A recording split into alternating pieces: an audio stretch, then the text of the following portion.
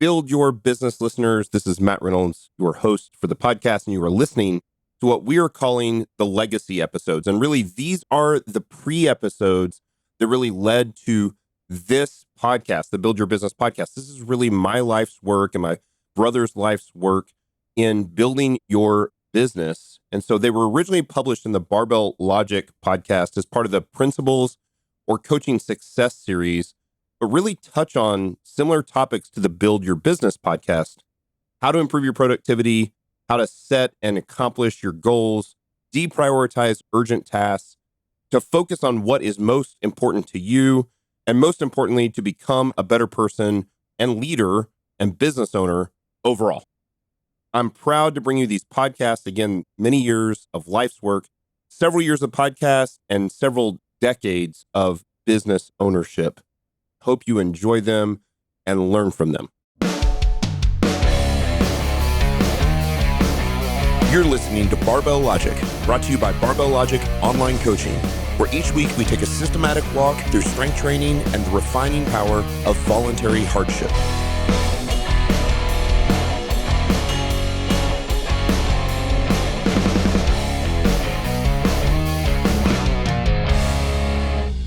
Welcome to the Barbell Logic podcast, another Principles edition. Happy Sunday to you. I don't know how it feels to you. All days are the same, right? Like there is no weekend. There is no church services on Sunday. There's no like the things that you normally do. Like you don't have bowling league on Tuesday night or whatever those things were.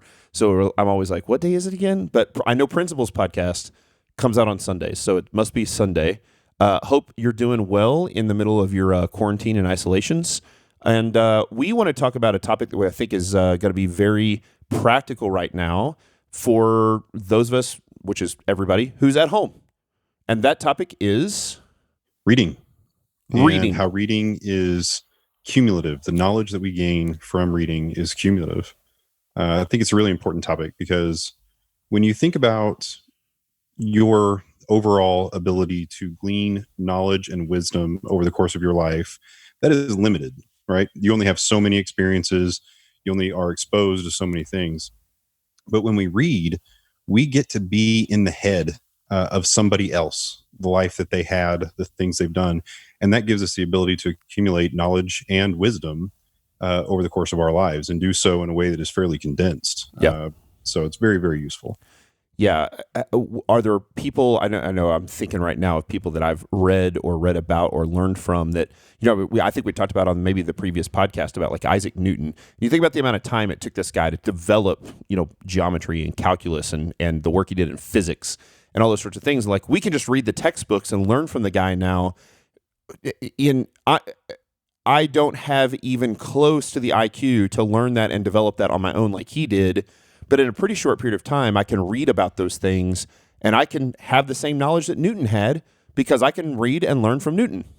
That's exactly right. And it's that way in every topic. I mean, like, of course, anything that you could learn, you can learn now in a very short period of time because those people condensed it for you. That's right. Which is such a fantastic thing for us to be able to do. And now books are available and, not just through the traditional media of, paper, which I still read a lot of paper, but audiobooks as well. So, for people there are a lot of people who do not sit down with a book and can't quite get as much information from that, or they just need to be up and doing things.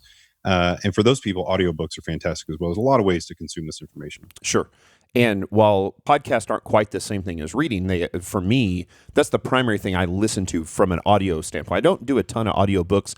I might listen to audiobooks. Sometimes I do if I'm right in the middle of a book, I'm like taking a shower or I'm like going grocery shopping or something, and I can't actually read because I need to, or I'm driving down the road, then I might listen to, as a matter of fact, typically what I do if I have a book that I really like, I almost always have it in all three. I get it in paper, hard copy, I get it on Kindle, so I can read it at night when the lights are off on my Paperwhite, and I get it on audiobook because it's a good book and it's worth it, and so I want to get through it relatively quickly as well. Yeah, I do the great books that way as well. One of the things that I think over the course of the last, 10, 15 years that I've really gotten into a pattern of reading the way that I do, that has been very helpful for me is I start with paper books. So For anybody who's all electronic, sorry, Yeah. but No, still, me I too. still like paper. And part of that is because when I read, I'm also writing on the book. My books are Me too. destroyed when I get done. I mean, I know what I wrote on it, and I know how I've highlighted it and all those things, but other people would probably not want to read my book when they're done. But I'll go back very frequently and look at a book, or somebody will ask me a question and I'm going back, man, I think I read about that. I'll go pull the book and I can very quickly thumb through it and find the areas that I've highlighted or notes that I've taken, and find the exact spot that, describes a particular scenario someone's dealing with. Yeah, I do too, and want to probably give a shout out here to Mortimer Adler's How to Read a Book. It's a great book on how to read a book, and it's sort of the strategy that you use. And I know, like for Scott, he follows that exactly. There are things that I don't follow exactly. I certainly do sort of a quick overview of the book. I look at the table of contents. I look at the front and the back. I kind of get a general idea of the layout of the book. I always do that first before I start reading the book. Adler wants you to basically just use a pencil and mostly underline.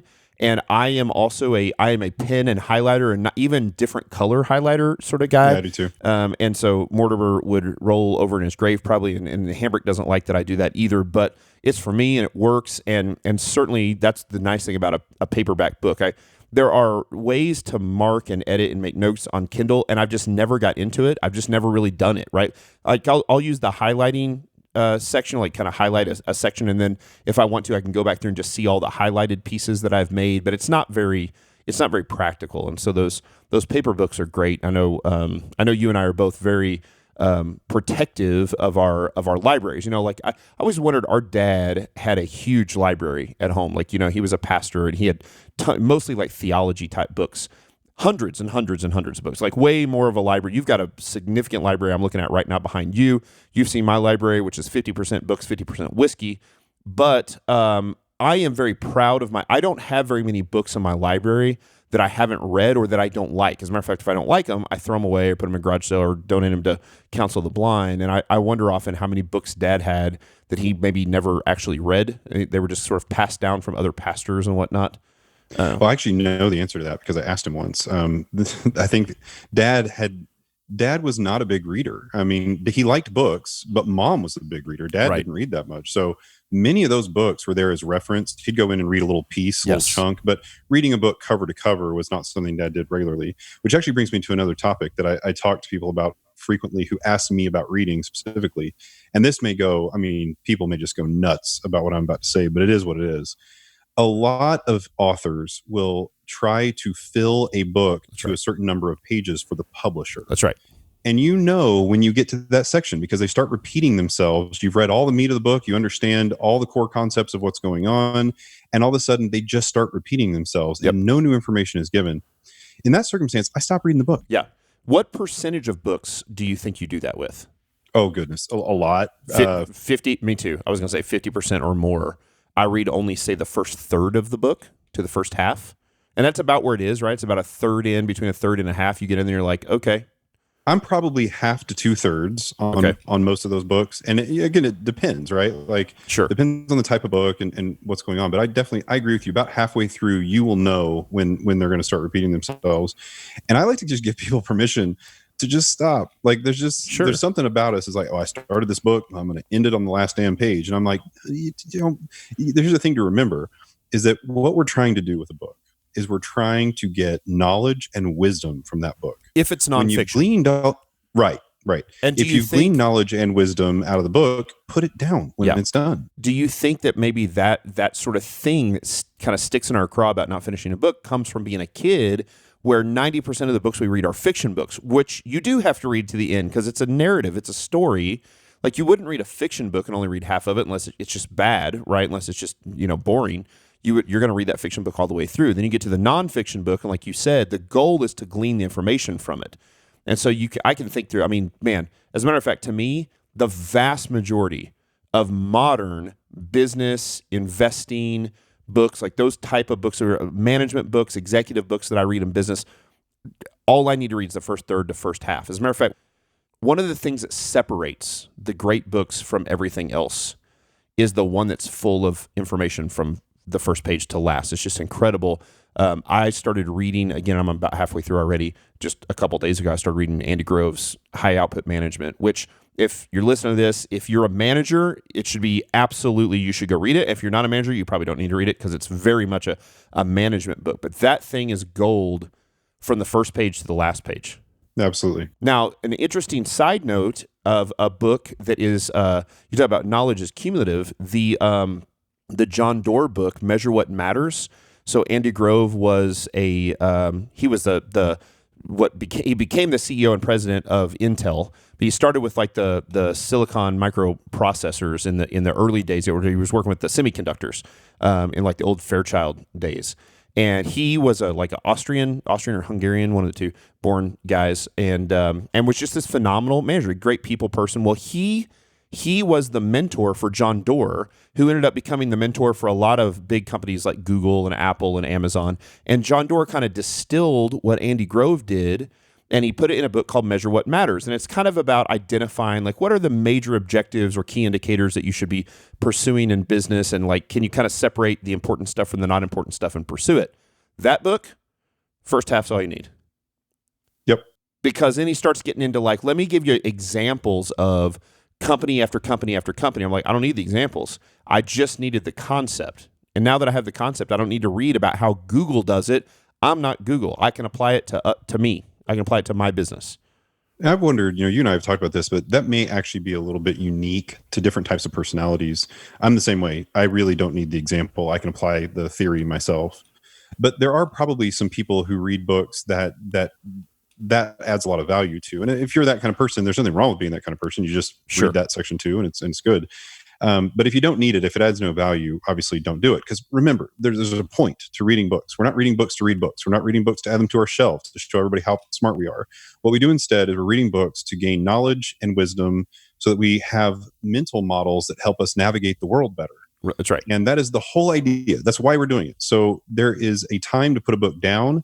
And there's also a time there have been a few books that I've read that are even nonfiction books that I've read. And as I get maybe a third of the way through the book, I realize that the person writing the book is not an expert in the topic. Yep. I just put the book away. Actually, in that case, I normally throw that book away. I won't even donate it because I'm like, this is not for anybody. Or it just isn't your style. It's not what you're going to do, right? So, I know for both of us, like from an investment standpoint, we're sort of passive investors, especially for like a long-term portfolio. We're not somebody that's going in.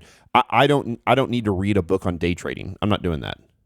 Right. And somebody might even be phenomenal at day trading. It's just not what I do. I'm going to put my money in places and I'm mostly going to forget about it.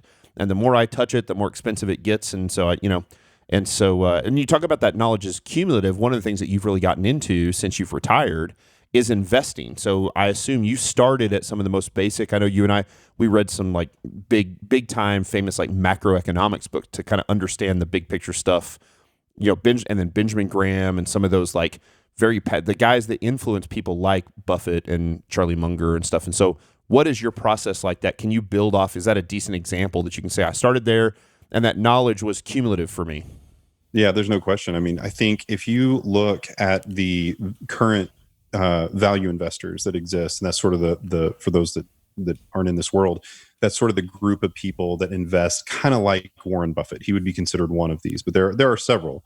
Seth Klarman here in Boston, just not too far from me actually, is also a very famous value investor. And there's a bunch just sort of all over the place.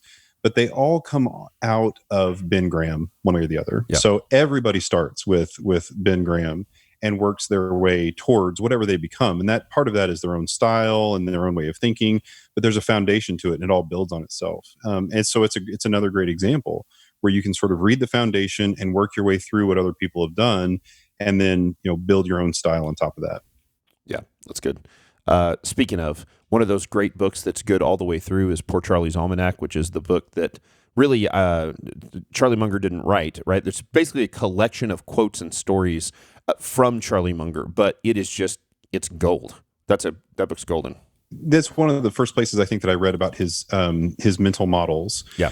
The concept that Charlie Munger uses is that if you're reading about some concept, and he uses a bunch of different models, and there's been a lot of writing about this, but he uses these models to help him understand various phenomena in the world and to help him be a better investor. Overall, this idea is just that something that you learn in the field of like biology, for example, origin of species, Darwin, that kind of stuff, many of those concepts absolutely apply in other areas of life. Yep. And you can kind of figure out, once you have the model, you can figure out when one applies and when it doesn't. Now, you have to be a little careful here. This is a place where one model can be a problem. You need lots of models, or else, to the man that has a hammer, everything looks like a nail. That's right. So you want to make sure that you have plenty of models and you can sort of understand what's going on. That's a critical thing to understand as you read, is that you're trying to build a tool set, really, of models that help you navigate the world. That's why we're doing this reading. That's why we don't read just one perspective on things. We read lots of perspectives on things. And that's a topic I'll talk about in a future podcast. But one topic I wanted to hit was if you ever find yourself interested in a controversial topic, as we all do from time to time, there's a process when you're reading that really I find very, very, very, very helpful, and that is to read the best of both perspectives or multiple perspectives. That's a little bit difficult to do for a lot of people because they have one of the perspectives they might feel like is a little closer to their perspective, and it's maybe difficult from a cognitive dissonance standpoint to read other people's perspective that's different. But it's really important to do because it's very easy for us to get in a mold of we think this way. We just haven't been exposed to the information from the other side of the argument. So anytime you're reading about something, you find yourself interested in a topic, it's worth reading the best of the other perspectives. Yeah, absolutely. Yeah, you've seen this a lot, especially in today's world, with people who almost everybody has very strong political opinions. And I'm interested in, as I've read all these articles about COVID-19, about the coronavirus, like it's interesting that it's so hard for people to be objective and not let their politics come out, right? So if they're conservative, they're like, boy, the administration's done a great job handling this thing. And if they're liberal, they're like, it's a complete disaster, right? And it's like, it's something in between. And it's in even people that I respect who are very smart people, not people I know, like famous people who are very smart thinkers. I have noticed, like, boy, it's confirmation bias for you. You're posting these things, you're just like, well, it just feeds my political agenda or my whatever agenda, and so it's that is very dangerous to fall into. So I love the fact that knowledge is cumulative, right? These books aren't out on an island.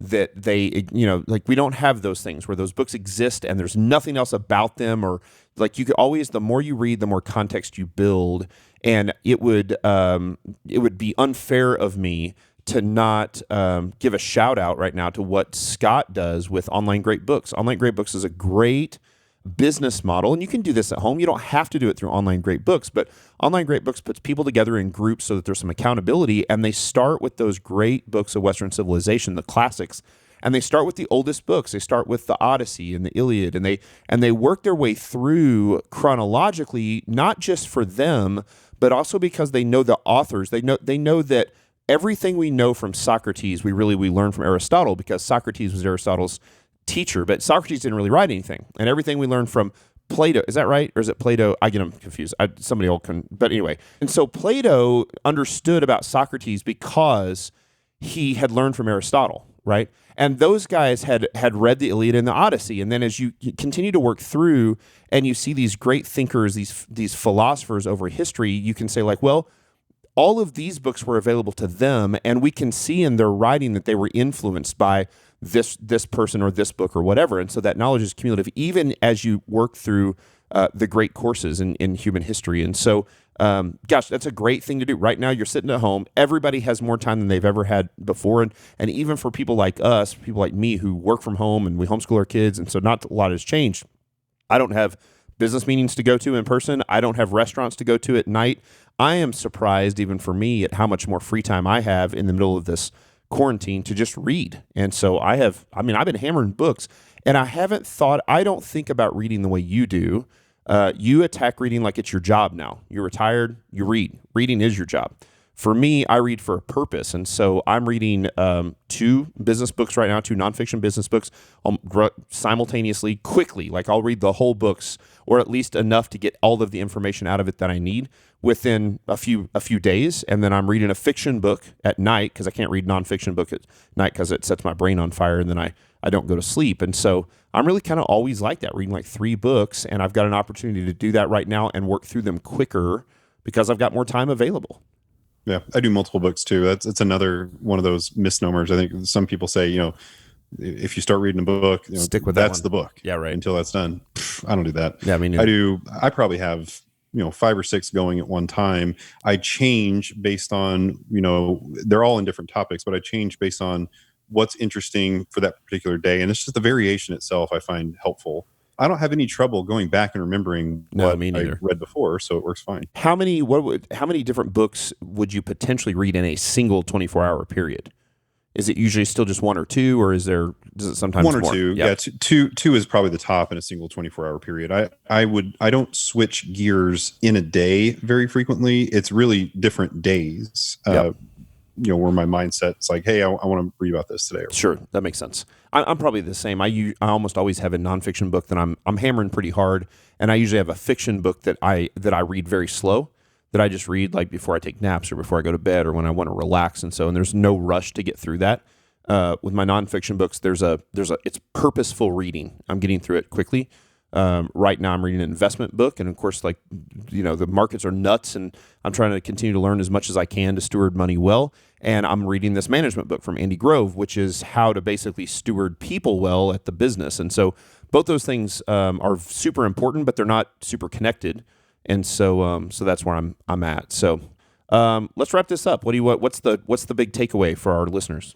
I mean, the big takeaway is we're in a totally unique time where everyone probably has a little more time than they regularly have. And reading is a fantastic way to fill that time, because you can come out of this quarantine mentally stronger than you went into it. And that is totally a worthwhile thing to do. So, over the course of your life, if you can consume a lot more of the knowledge and wisdom of other people, you're going to be a lot better off. Yeah, absolutely. So there you go. Just figure out, we talked about this from the very first episode, find the thing you're interested in and learn and build on that knowledge. That knowledge is cumulative. We talked about this as well. I'd just like to be able to know stuff about everything. There are actually a few things on earth that I'm not interested in. Like I kind of want to know all of it. And so it's really just an issue of setting the priorities and kind of learning as best I can. And I love, you and I do this too. I'm sure you do this all the time. A lot of times I just start with the Wikipedia article. Oh yeah. Because you can read the whole thing in 5 or 10 minutes and go like, okay, do I want to do a deeper dive on this thing, right? And then you start with the basics, and like you said, you'll eventually get to the part where you're reading the best of the thing, and then you find the person or the group that has the opposite perspective, and that's great too. But a lot of times you can't start with that; it's too meaty. Often you have to start with the milk, right? You got to start with that baby food and work your way up, and so that's perfectly okay. That's what's wonderful about knowledge, is that it in fact is cumulative, and so great place to start. Awesome. Hope you guys are having a great Sunday. Go get a book right now. You've got some on your shelf. You've already got. If you don't, get that Kindle. One of the nice thing about Kindle is you order that book on Amazon, you get that hardback right now. Amazon typically 2 days, might be a week, might be 10 days. At Kindle's instant gratification. You can get that, so you can order that paperback book and you can wait a week or whatever for it. 2 days if Amazon's running on time, which they're not. But you can get that Kindle book right now. You can turn off this podcast, and in 10 seconds you can have that Kindle book and you can start reading and expanding your knowledge. So thanks for listening to another episode of the Principles series on Barbell Logic Podcast. If you love it, give us a 5-star review at iTunes. If you hate it, just don't tell anybody at all. And stay around for another couple days. We will see you tomorrow.